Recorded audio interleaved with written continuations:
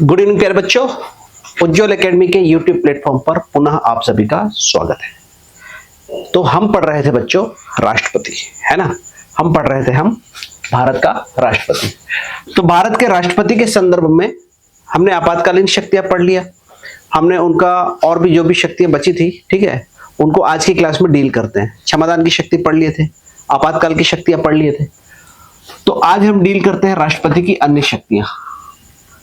जो हमारे जो प्रेसिडेंट हैं, इनकी जो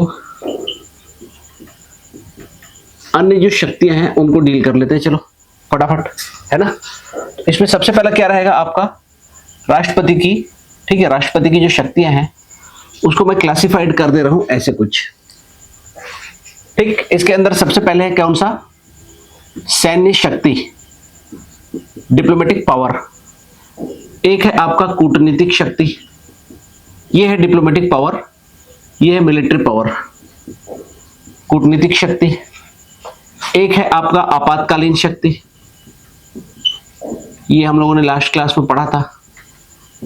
एक है हमारे पास क्षमादान शक्ति, ये मतलब न्यायिक शक्ति ही है ये, ठीक है, न्यायिक शक्ति, जुडिशरी पावर। एक है हमारे पास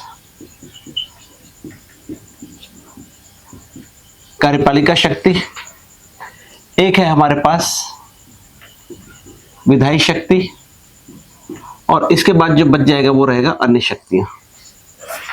तो देखिए सैन्य शक्ति में क्या रहेगा, सैन्य शक्ति में राष्ट्रपति के हाथ में पावर है कि वो युद्ध और शांति की घोषणा करता है। युद्ध और शांति की घोषणा कौन करेगा बच्चों, भारत के राष्ट्रपति।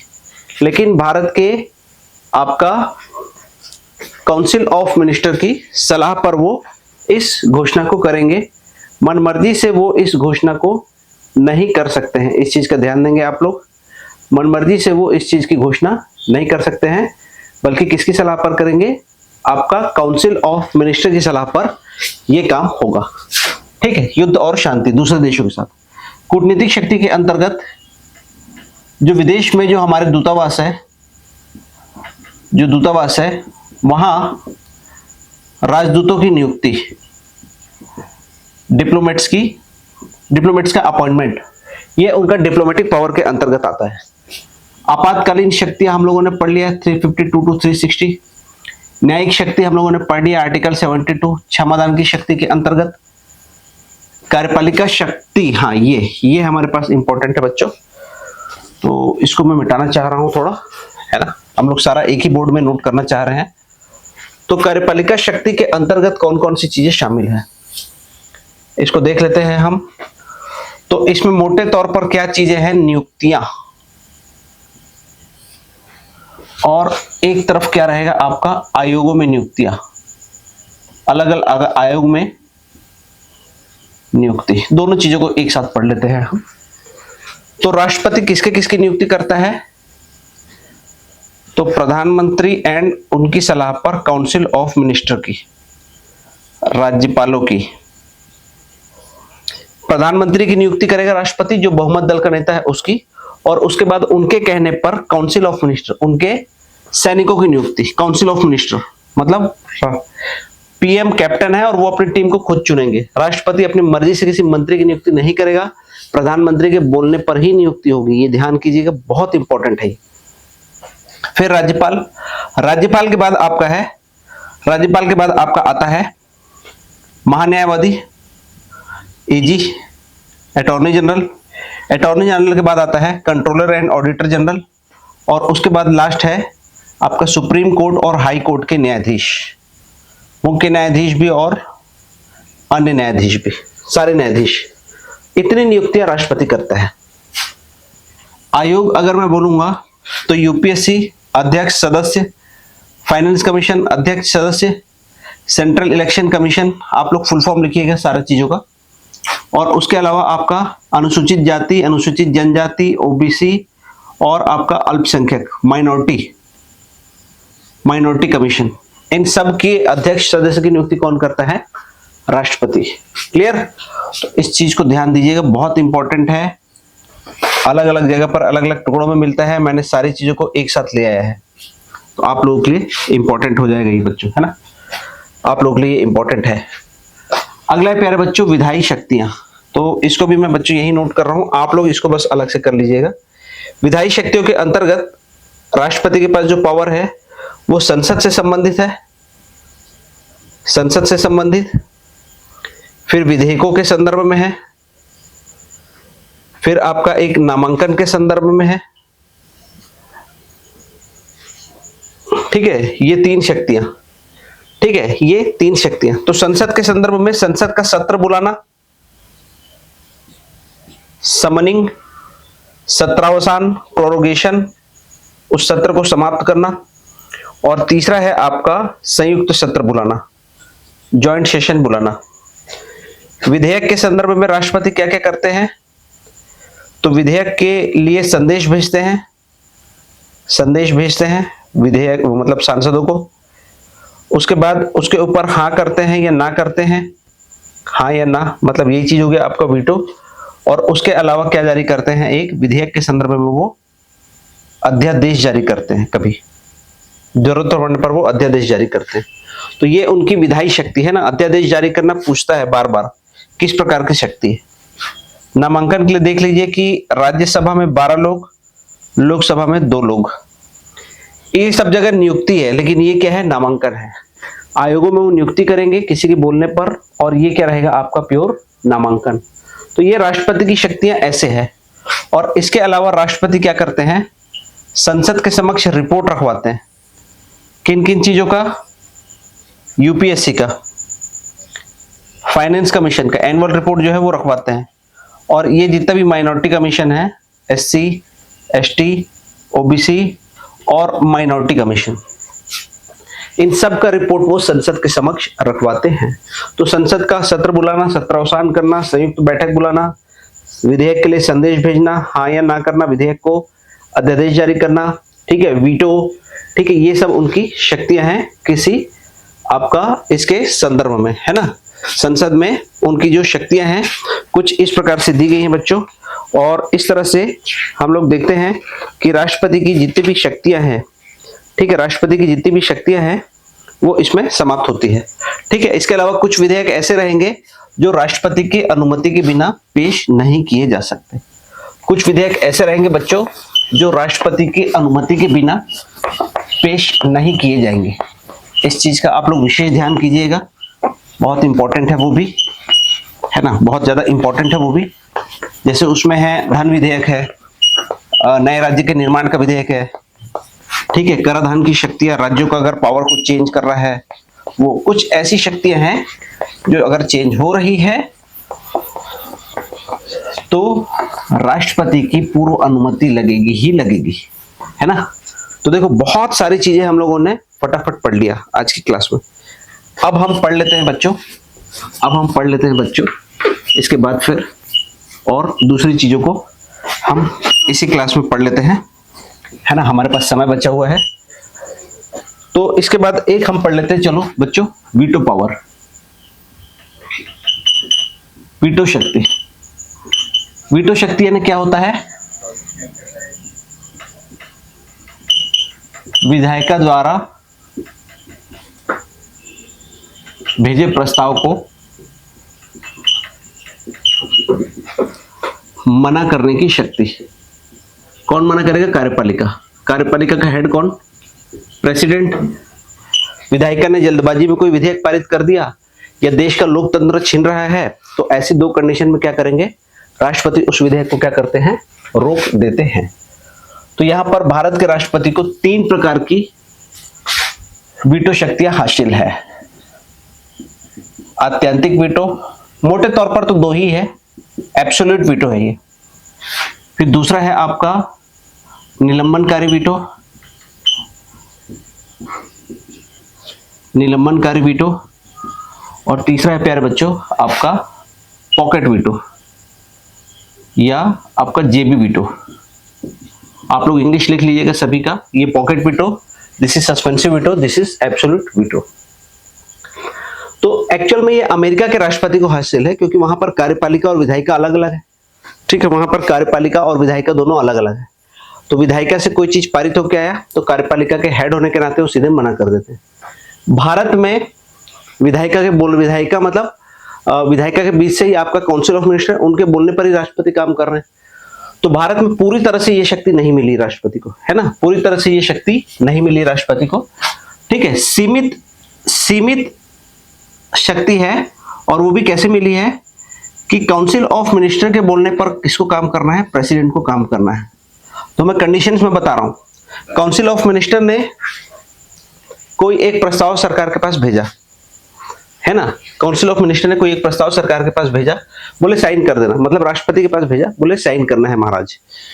तो जो हमारे राष्ट्रपति महोदय है उन्होंने साइन अभी नहीं किया है। महीने भर बाद काउंसिल ऑफ मिनिस्टर को जब साइन होकर नहीं आया, उनको लगा कि ये प्रस्ताव काम का नहीं है, तो अगेन काउंसिल ऑफ मिनिस्टर ने क्या बोल दिया राष्ट्रपति जी को कि आप साइन मत कीजिए, है ना, साइन मत कीजिए। तो इन्हीं के कहने पर राष्ट्रपति क्या कर रहे हैं, साइन करने से मना कर रहे हैं। तो खुद की शक्ति तो नहीं हुई कतई वो, है ना, दूसरे के बोलने पर ही कर रहे हैं। और सेकंड कंडीशन क्या हो सकता है, मतलब एक कंडीशन में तो इन्होंने बोला साइन करो, सेकंड और उन्होंने बोल दिया साइन मत करो महीने भर बाद। सेकंड कंडीशन क्या हो सकता है, एक काउंसिल ऑफ मिनिस्टर ने प्रेसिडेंट को कुछ साइन करने के लिए भेजा और उसके बाद वो काउंसिल ऑफ मिनिस्टर भंग हो गई और वहां पर क्या गई, नई काउंसिल ऑफ मिनिस्टर, और नई काउंसिल ऑफ मिनिस्टर प्रेसिडेंट को क्या बोल रही है, उस पुराने फाइल पर साइन नहीं करना। तो ये भी काउंसिल ऑफ मिनिस्टर के बोलने पर हो रहा है। तो ये भी उनकी स्वविवेक की शक्ति नहीं है, ये ध्यान कीजिएगा। Absolute power is not the discretionary power of the president. वो खुद की इच्छा के अनुरूप वो इसके ऊपर वो साइन करना नहीं करना वो खुद से तय नहीं कर रहे हैं। किसके बोलने पर कर रहे हैं, इन्हीं के बोलने पर कर रहे हैं। ऐसी एक घटना मुझको याद आती है, 1954 में राष्ट्रपति थे हमारे डॉक्टर शंकर दयाल, डॉक्टर राजेंद्र प्रसाद। तो पंजाब प्रांत, पेप्सू प्रांत में एक राष्ट्रपति शासन लगा हुआ था और वहां पर फिर काउंसिल ऑफ मिनिस्टर ने राष्ट्रपति शासन खुद ही लगवाया था और उसके बाद उन्होंने कोई एक प्रस्ताव पारित करके भी भेजा कि इस पे साइन करना है। तो राष्ट्रपति जी के ऑफिस से वो वापस आया नहीं था और उसी समय राष्ट्रपति शासन हट भी गया, है ना, काउंसिल ऑफ मिनिस्टर के बोलने पर। अब काउंसिल ऑफ मिनिस्टर को याद आया कि ये तो राष्ट्रपति शासन लगा था तब के केस में ही लागू करना था, अब वो हट गया है तो अब हमको लागू करने की जरूरत नहीं है। तो उन्होंने ही राष्ट्रपति को बोला कि उस प्रस्ताव को आप खारिज कर दो, साइन मत करो। तो उन्होंने मना करके भेज दिया, हाँ एक सही नहीं है बोल के। तो एब्सोल्यूट वीटो, निलंबनकारी वीटो का मतलब क्या होता है, एक बार पुनर्विचार की शक्ति। ये काउंसिल ऑफ मिनिस्टर है, इन्होंने प्रेसिडेंट को एक प्रस्ताव भेजा नंबर 1 कि इसके ऊपर कानून बनाना है। प्रेसिडेंट ने क्या किया, पुनर्विचार के लिए बोले रिकंसिडर कर लो, हो सकता है गलत हो, पुनर्विचार के लिए वापस भेज दिया। अब काउंसिल ऑफ मिनिस्टर ने सेकंड टाइम में बोला कि नहीं कोई गलती नहीं है, आप साइन करो, ठीक। तो ये एक बार के लिए राष्ट्रपति की स्वविवेक की शक्ति है। पहली बार में राष्ट्रपति ने दिमाग लगाया, बोले कि पुनर्विचार के लिए वापस मैं भेज रहा हूं। आर्टिकल 74 शुरुआत में बताया था, याद है आपको, राष्ट्रपति के कार्यों में सहायता एवं सलाह के लिए एक मंत्रिपरिषद होगी जिसके कार्यों के अनुसार जिसके सलाह पर वो कार्य करेगा, परंतु एक बार पुनर्विचार की अपेक्षा रख सकता है। तो पहली बार में ये उसका डिस्क्रिशनरी पावर है, लेकिन सेकंड टाइम में ये उसका डिस्क्रिशनरी पावर कतई नहीं है, ये ध्यान करना है आप लोग, है ना। सेकंड टाइम में बाध्यकारी है। ये थर्ड जो है इसमें फिर काउंसिल ऑफ मिनिस्टर है और यहां पर किसके पास भेज रहे हैं उन लोग प्रस्ताव, प्रेसिडेंट के पास भेज रहे हैं। अब ये प्रेसिडेंट क्या कर रहा है, ना वापस भेज रहा है, ठीक है, ना ऐसे वापस भेज रहा है, ना हाँ कर रहा है, ना कर रहा है, और क्या कर रहा है, चुपचाप जेब में रख ले रहा है। चुपचाप क्या कर रहा है, जेब में रख ले रहा है, ठीक है, जेब में रख ले रहा है। तो क्या हो रहा है इससे कि वो प्रस्ताव क्या है, राष्ट्रपति के लिए समय सीमा निर्धारित नहीं है ना। ये भी क्वेश्चन आता है कि किसी विधेयक पर कितने समय के अंदर राष्ट्रपति को हाँ बोलना है, तो इसके लिए कोई भी समय सीमा निर्धारित नहीं की गई है, ध्यान करना, ठीक है, नो टाइम बाउंड, ठीक है, नो टाइम लिमिटेशन। तो राष्ट्रपति कितने समय में उसका फैसला दे इसके बारे में कुछ नहीं लिखा हुआ है। तो राष्ट्रपति ने क्या करते हैं, अपने जेब में रख लेते हैं, उसको बोलते हैं जेब में रखना, जेबी वीटो। तो ऐसा एक बार हुआ है, हमारे राष्ट्रपति थे ज्ञानी जैल सिंह जी और उस समय प्रधानमंत्री थे राजीव गांधी जी। राजीव गांधी जी ने क्या किया, एक प्रस्ताव भेजा, डाकघर संशोधन अधिनियम। ज्ञानी जैल सिंह जी को लगा कि ये प्रेस की स्वतंत्रता को बाधित कर रहा है, इंडिपेंडेंस जो है, फ्रीडम ऑफ प्रेस को क्या कर रहा है, वायोलेट कर रहा है। तो उन्होंने क्या किया, उस चीज को अगर वो ऐसा भेज देते तो वापस आता, है ना, बॉल रिबाउंड होकर वापस आता, साइन करना पड़ता। क्लियर, ये शक्ति उनके हाथ में तो है नहीं, तो अगर ये करते तो वापस आता, साइन करना पड़ता। तो उन्होंने इस शक्ति का प्रयोग किया, यही प्रभावी वीटो, यही एक्चुअल वीटो है ना। अगर हम लोग बोलेंगे एक्चुअल वीटो कौन से, तो यही है। इसके तहत उन्होंने क्या किया, कोई समय सीमा निर्धारित नहीं है, अपने टेबल पर रख दिया और लॉक लगा दिया बस। अब वहां से जितना भी रिमाइंडर आते रहे, राष्ट्रपति बाध्य नहीं, न वो न उनके बाद के राष्ट्रपति, है ना, तो कोई भी बाध्य नहीं था, तो वो ऐसे कैसे ही रह गया।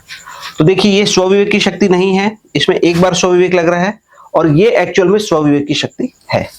ठीक है, ये एक्चुअल में राष्ट्रपति महोदय की स्वविवेक की शक्ति है। ठीक है, तो हम लोगों को राष्ट्रपति महोदय की कुछ और शक्तियां पढ़ना है। ठीक है, अभी हमारे पास समय है, तो हम इस चीज को भी थोड़ा सा पढ़ लेते हैं। ठीक है, इसके अलावा अन्य जो है वो मैं बता देता हूं आपको। एक है आर्टिकल 75, जो प्रेसिडेंट है वो प्रेसिडेंट जो है किसकी नियुक्ति करेंगे, बहुमत दल के नेता की नियुक्ति प्रधानमंत्री के तौर पर करेंगे, और इनकी सलाह पर उनके काउंसिल ऑफ मिनिस्टर की नियुक्ति करेंगे। लेकिन वहां पर सलाह किसकी होनी चाहिए, प्रधानमंत्री की सलाह पर। अगर प्रधानमंत्री, ठीक है, कोई एक पार्टी जीती लोकसभा इलेक्शन, अभी होगा जो लोकसभा इलेक्शन होने वाला है, जो 272 सीट 273 सीट से ज्यादा ले आई, 300 सीट ले आई, और वो व्यक्ति बोल रहे हैं कि ये व्यक्ति हमारा प्रधानमंत्री बनेगा, भले ही वो सांसद ना हो, राष्ट्रपति बाध्य है उस व्यक्ति को प्रधानमंत्री बनाने के लिए। मतलब उनमें आपस में कोई फैसला नहीं हुआ, किसी एक व्यक्ति को ले आए बाहर से ही, इंडिया का नागरिक होना चाहिए, सारे क्राइटेरिया फुलफिल करना चाहिए। जैसे 91 के इलेक्शन में राजीव गांधी जी की हत्या हो गई थी, और उसके बाद कांग्रेस को बहुमत मिला, लेकिन चुनाव प्रचार के दौरान ही हत्या हुई, है ना। तो लेकिन हमारे जो मतलब सोनिया गांधी जी जो है वो इस हालत में नहीं थी कि प्रधानमंत्री का कार्यभार संभाले, उनको डेफिनेटली प्रधानमंत्री बन सकती थी उस समय। तो उन्होंने अपने एक वफादार पार्टी के कार्यकर्ता को खोजा, वो थे पीवी नरसिम्हा राव जी। वो उस समय रिटायरमेंट ले चुके थे सक्रिय राजनीति से, उनको आंध्र प्रदेश से ढूंढ के लाए, बोले ये हमारे प्रधानमंत्री है। बहुमत दल के नेता ने चुन लिया, कांग्रेस के सांसदों ने चुन लिया, ये हमारे प्रधानमंत्री रहेंगे। राष्ट्रपति बाध्य थे क्योंकि बहुमत दल का नेता वही है, और उसको फिर उन्होंने शपथ दिलाई उनको, और उनके बाद उनके पास समय था 6 महीने के अंदर वो कोई भी कहीं से भी सांसद बन जाए, चाहे लोकसभा चाहे राज्यसभा। तो वो आंध्र प्रदेश से वो प्रचंड बहुमत से वो जीते थे। तो ऐसा हो सकता है ना, बाहर के व्यक्ति को भी बनाया जा सकता है, बस 6 महीने का टाइम देना पड़ेगा। क्लियर। तो अगर बहुमत है किसी के पास तो प्रधानमंत्री उसी दल का रहेगा, और वो दल वाले तय करेंगे, राष्ट्रपति उसमें कुछ नहीं कर सकते। बहुमत दल के नेता को नियुक्ति देना ही पड़ेगा प्रधानमंत्री के तौर पर, और उनकी सलाह पर काउंसिल ऑफ मिनिस्टर। ठीक है, प्रधानमंत्री अपने टीम के मेंबर को चुनने के लिए स्वतंत्र, प्रेसिडेंट खुद से काउंसिल ऑफ मिनिस्टर की नियुक्ति नहीं कर सकते, ये ध्यान रखना है। प्रेसिडेंट खुद से काउंसिल ऑफ मिनिस्टर की नियुक्ति नहीं कर सकते, बहुत इंपॉर्टेंट है ये। और उसके अलावा एक है आर्टिकल 78 क्या कहता है, अच्छा 75 में क्या है कि प्रधानमंत्री जो है, प्रधानमंत्री का उल्लेख यहीं पर है ना, प्रधानमंत्री अपने कैबिनेट के बैठकों की जानकारी, कैबिनेट के फैसलों की जानकारी राष्ट्रपति को देंगे। आर्टिकल 75 में लिखा हुआ है, समय समय पर, मतलब देश में क्या चल रहा है, क्या हम चलाने वाले हैं, वो कैबिनेट ही तय करेगी। तो उसके फैसलों की जानकारी वो समय समय पर किसको देंगे, प्रेसिडेंट महोदय को देंगे।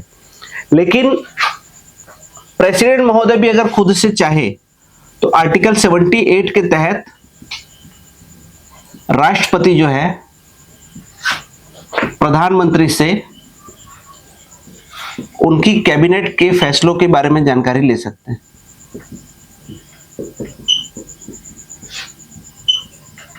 फैसलों की जानकारी मंगवा सकते हैं, जानकारी वो क्या कर सकते हैं, कॉल कर सकते हैं। ये प्योर राष्ट्रपति की स्वविवेक की शक्ति, खुद से मंगा रहे हैं ना, खुद से मंगा रहे हैं कि भाई बहुत दिन हो गए जानकारी नहीं है, देखो तो क्या कर रहे हैं लोग, तो खुद से मंगा सकते हैं। तो ये राष्ट्रपति के खुद की स्वविवेक की शक्ति है, इस चीज को ध्यान देना है। इसके बाद ठीक है, इसके बाद बस एक कौन सा बच गया आपका, ये लास्ट है, चलो है ना, राष्ट्रपति की शक्तियों में ये आपका सबसे लास्ट रहेगा, सबसे लास्ट रहेगा। तो बच्चों हम इसको भी पढ़ लेते हैं, इसको भी हम लोग पढ़ लेते हैं। स्वविवेक की शक्ति, डिस्क्रिशनरी पावर। देखो कौन कौन सा स्वविवेक दिखता है, ये आर्टिकल 78 ये सीधे सीधे दिखता है स्वविवेक की शक्ति। खुद से बुला ले रहे हैं, ठीक है, खुद से बुला ले रहे हैं। दूसरा जो आपका है पुनर्विचार, पहली बार में एक बार पुनर्विचार स्वविवेक है, सेकंड टाइम में नहीं। थर्ड जो है आपका जेबी वीटो, ये ठीक है, ये भी आपका पुनर्विचार की शक्ति। मतलब ऐसे कार्य जिसके लिए राष्ट्रपति काउंसिल ऑफ मिनिस्टर के सलाह पर निर्भर ना रहे, खुद के विवेक से फैसला ले, उसको हम बोलते हैं स्वविवेक की शक्ति। खुद का विवेक का इस्तेमाल करके वो उस फैसले को ले, है ना, तो उसको हम बोलते हैं स्वविवेक। तो आर्टिकल 78 काउंसिल ऑफ मिनिस्टर से पूछ के नहीं, खुद से कर रहे हैं। जो पुनर्विचार है एक बार खुद से कर ले रहे हैं। जेबी वीटो खुद से प्रयोग कर ले रहे हैं, काउंसिल ऑफ मिनिस्टर के बोलने पे नहीं कर रहे हैं, ठीक है। एब्सोल्यूट वीटो कतई से स्वविवेक की शक्ति नहीं है ना, काउंसिल ऑफ मिनिस्टर के बोलने पर वो करते हैं। और एक फिर इसके बाद आएगा बच्चों, चौथे नंबर पर आएगा आपका कि अगर, है ना, देखिए अगर यहां पर इनको बहुमत मिल गया तब तो राष्ट्रपति बाध्य है उस दल के लोगों को उस दल के हेड को प्रधानमंत्री चुनने के लिए। लेकिन अगर बहुमत नहीं मिला है, मिलीजुली सरकार की संभावना लग रही है ना, तब उसके बाद राष्ट्रपति की स्वविवेक की शक्ति आती है। उसके बाद उनके हाथ में क्या क्या पावर है, ये गाइडलाइन के रूप में, है ना। सबसे पहले वो किसको आमंत्रित करेंगे, चुनाव के पूर्व जो गठबंधन हुए हैं, ठीक है, प्री पोल अलायंस, उसका अगर बहुमत है तो ठीक है, अगर वो लग रहा है कि ये 3 पार्टी मिलकर सरकार चला सकती है तो उनको आमंत्रित करेंगे, ठीक। सेकंड जो रहेगा वो बुलाएंगे आपका सिंगल लार्जेस्ट पार्टी को। 273 सीट में मान लीजिए किसी एक पार्टी को 200 सीट मिली है, मान लीजिए कि चुनाव के पहले गठबंधन था, 3 पार्टी को मिलाकर 300 सीट मिल गई, किसी को आपका 150, किसी को आपका 100 और किसी को 50, 3 थे अलग अलग पार्टी, ठीक है, बीजेपी, शिवसेना और आपका एनसीपी, ऐसे टाइप के 3 पार्टी मिल गए 300 सीट, तो प्री पोल अलायंस को वो बुलाएंगे। अगर वो नहीं हो पाया तो किसको बुलाएंगे, सिंगल लार्जेस्ट पार्टी को। सिंगल लार्जेस्ट पार्टी वाले आए, बहुमत सिद्ध करके बताओ, तो वो उनकी स्वविवेक की शक्ति। फिर भी नहीं हुआ तो पोस्ट पोल अलायंस को, चुनाव के बाद बने हुए गठबंधन को, उसको बुलाएंगे, आओ आप लोग प्रधानमंत्री बनने का दावा पेश करो, कौन बनता है प्रधानमंत्री, ठीक है। तो ये उनकी स्वविवेक की शक्ति। इसके अलावा जैसे प्रधानमंत्री की आकस्मिक मृत्यु हो जाए, है ना, सडन अगर डेथ हो गया, तो राष्ट्रपति क्या करते हैं, उस दल के किसी ऐसे व्यक्ति को कि जो लगता है उनको कि उसको बहुमत मिल सकता है, उसको प्रधानमंत्री नियुक्त कर देते हैं, ठीक है। जैसे आपका इंदिरा गांधी जी की डेथ हुई थी तो राष्ट्रपति ज्ञानी जैल सिंह जी ने आपका राजीव गांधी जी को प्रधानमंत्री नियुक्त कर दिया, उनको पता था बहुमत मिल जाएगा, ठीक है। लेकिन अगर दल वाले लोग आपत्ति कर देते, है ना, तो फिर ये फैसला गलत हो जाता। कांग्रेस पार्टी वाले लोग मिलकर किसी और को चुन लेते कि इनको प्रधानमंत्री बनाना है, तो फिर ये फैसला गलत हो जाता। तो इसीलिए उसको हम लोग पूर्णतः स्वविवेक की शक्ति नहीं मान सकते, है ना। टाइम पे वैसा फैसला ले लिया गया था, ठीक है। और एक और, है ना, एक और कि अगर लोकसभा में प्रधानमंत्री विश्वास खो दे, मतलब या तो वो नो कॉन्फिडेंस मोशन में हार जाए या कॉन्फिडेंस मोशन में हार जाए, ठीक है। अविश्वास प्रस्ताव विपक्ष वाले लाएंगे, हमको सरकार पर विश्वास नहीं, बहुमत में नहीं है, विश्वास प्रस्ताव इन लोग खुद लाएंगे कि हम लोग बहुमत में हम दिखाना चाह रहे हैं। तो किसी भी कंडीशन में ऐसा साबित हो जाए कि राष्ट्रपति है, प्रधानमंत्री बहुमत में नहीं है, ठीक। और इसके बाद अगर प्रधानमंत्री बोल रहे हैं लोकसभा को भंग करो, तो राष्ट्रपति भंग करने के लिए बाध्य नहीं है। जब अगर बहुमत में है, मान लीजिए 300 सीटें प्रधानमंत्री के पीछे दिख रहा है, जैसे अगर अभी चुनाव नहीं होता है ना, हमारे मोदी जी अगर आज से 6 महीने पहले बोले होते कि राष्ट्रपति जी भंग कर दो लोकसभा को, राष्ट्रपति को भंग करना पड़ता, वो मना कर ही नहीं सकते थे, क्योंकि इनके पीछे क्या है, बहुमत की शक्ति, और उसी काउंसिल ऑफ मिनिस्टर के बोलने पर राष्ट्रपति को काम करना है। लेकिन मान लीजिए वहां पर कोई अविश्वास प्रस्ताव आया होता नवंबर के आसपास और मोदी जी हार गए होते, है ना, और हारने के बाद बोले होते राष्ट्रपति जी भंग कर दो, तो राष्ट्रपति मानने के लिए बाध्य नहीं थे। राष्ट्रपति एक ऑप्शन देखेंगे कि विपक्षी पार्टी वाले लोग, जिन लोग ये नो कॉन्फिडेंस मोशन लाए हैं, क्या वो जीत सकते हैं, है ना, क्या वो नई सरकार चला सकते हैं। तो इस समय में अगर प्रधानमंत्री विश्वास मत खो दे और फिर वो अगर सलाह दे रहा है कि लोकसभा को भंग करो,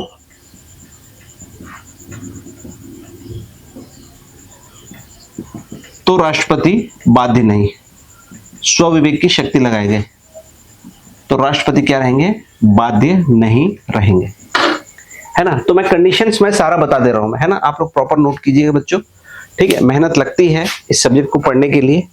मैं बस थोड़ा रास्ता आसान कर सकता हूँ आप लोगों के लिए, लेकिन मेहनत प्यारे बच्चों आपको ही करनी है।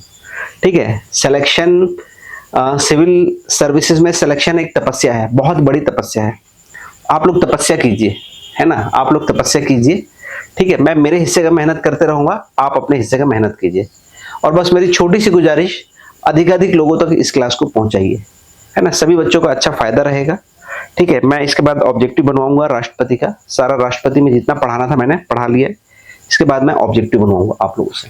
ठीक है, अगली क्लास में फिर अपना नागरिकता की क्लास हम देखेंगे, फिर ऐसी पार्लियामेंट की क्लासेस। बस आप मेरे साथ पढ़ते चलिए। ठीक है, तो उज्ज्वल एकेडमी के यूट्यूब प्लेटफॉर्म पर आने के लिए धन्यवाद। आप सभी का दिन शुभ हो।